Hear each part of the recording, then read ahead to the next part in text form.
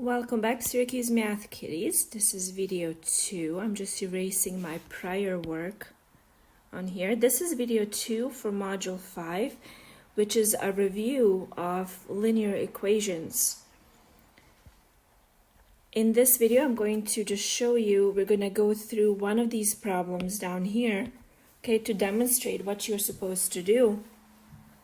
And the way we do that, as always, we look at our sample problem and see what's done there, and then we can copy that process and apply it to the assigned problem. So as you can see, this topic 2 only has one, it only has one problem for you guys to work on. So this one right here, number 1.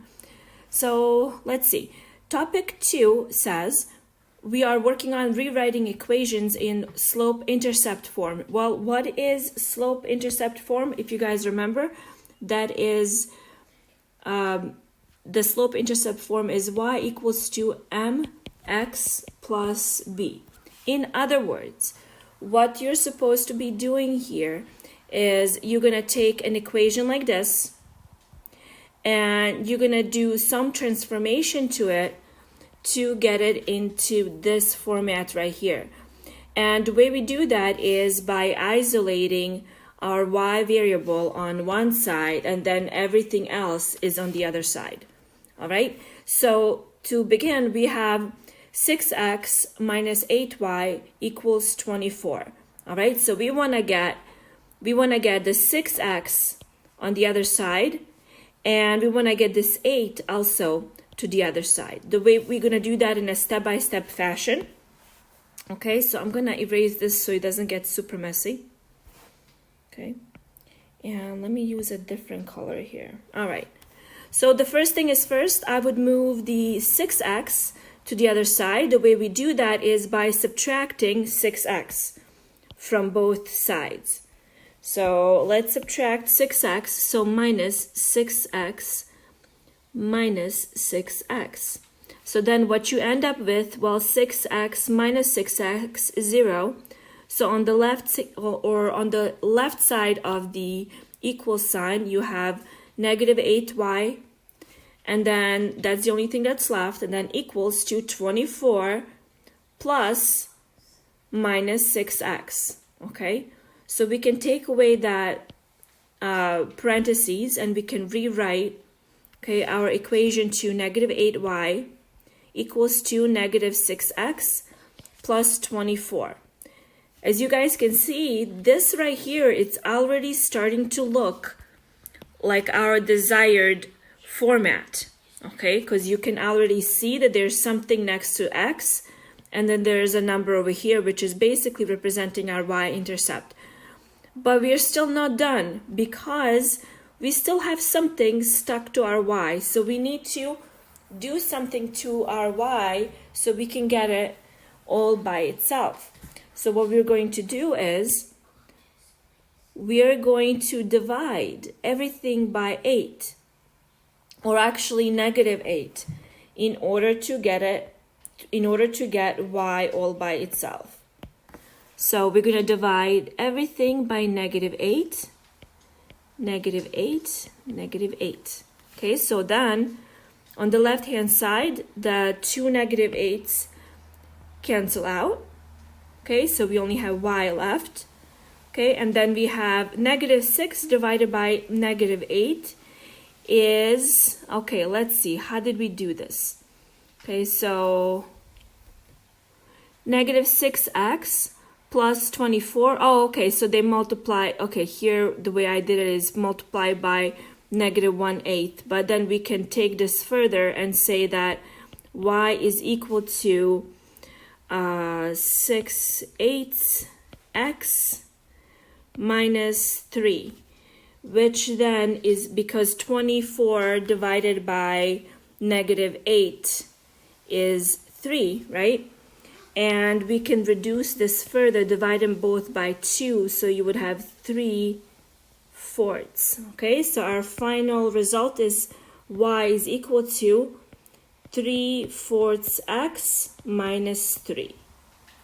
Okay, So there you go. That's how you do that. I'm going to work through one of these for you down here. And okay, so I'm going to go ahead and do this one right here. Okay, so again, we want to get y all by itself. So I'm going to subtract 3x from both sides.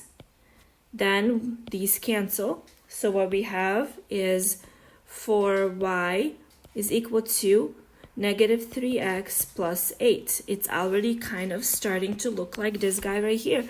And we're going to divide everything by 4 to get the y by itself. Okay, and I don't have enough space, so I'm going to move on to the right side here. So we have y is equal to negative 3/4 x plus 2. Okay, write the slope intercept from the equation of each line. So our slope is this. So m is equal to negative 3/4, and our b is equal to 2. There you go. How about this one right here? I'm going to do another one for you guys. So again, we're going to isolate the y. And the way we're going to do that is by subtracting 10x from both sides. So then what we have is negative 7y equals to negative 10x plus 35. Now we're going to divide by negative 7. We're going to divide everything by negative 7. Okay, and now what this ends up being, this cancels out. We have y is equal to 10/7x minus, okay, so what is 35 divided by negative 7? It's negative 5. So now you have b is equal to negative 5, and your slope is 10/7. Okay, does that make sense, you guys? Okay, how about this one? Let me get you guys set up for this one. Okay, so this one should be really easy because y is all by itself already, so we're going to have fewer steps. We just need to move the 11x to the other side, and we'll be done. Okay, so y, hold on. So minus 11x, minus 11x. Okay, we have y is equal to negative 11x, negative 5. Okay, what is your b? What is your m? You can write that in. How about this guy right here? Okay, you can do, you need to isolate the y. Okay, so you're going to subtract 11x, okay, from both sides. And you're going to end up having 7y equal to negative 11x, minus 56. And then you're going to divide by 7 to get the y by itself, and then what you're going to have there. Okay, so you go ahead, you can continue, finish that. Okay, and then how about this guy right here?